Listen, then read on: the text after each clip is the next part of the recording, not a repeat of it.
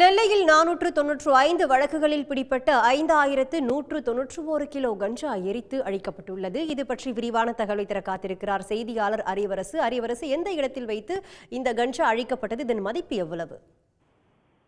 போதைப்பொருள் ஒழிப்பு தினமான இன்று தமிழகத்தின் பல்வேறு பள்ளி கல்லூரிகளில் போதைப்பொருள் ஒழிப்பு உறுதிமொழி மாணவ மாணவிகளால் ஏற்கப்பட்டது.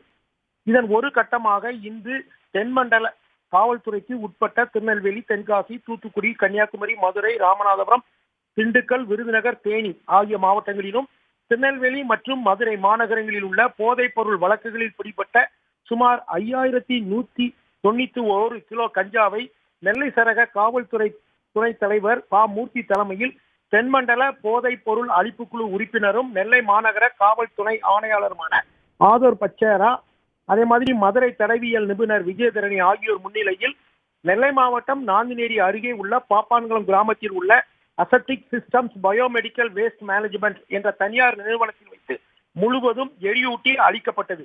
தமிழ்நாட்டில் அதிக அளவில் மதுரை மண்டலத்தில்தான் கஞ்சா பிடிபட்டுள்ளது என்றும் இதில் அதிகபட்சமாக திண்டுக்கல் மாவட்டத்தில் 141 வழக்குகளும், மதுரை மாநகரத்தில் 75 வழக்குகளும், மதுரை புறநகர் மாவட்டத்தில் 95 வழக்குகளும் பதிவாகியுள்ளன.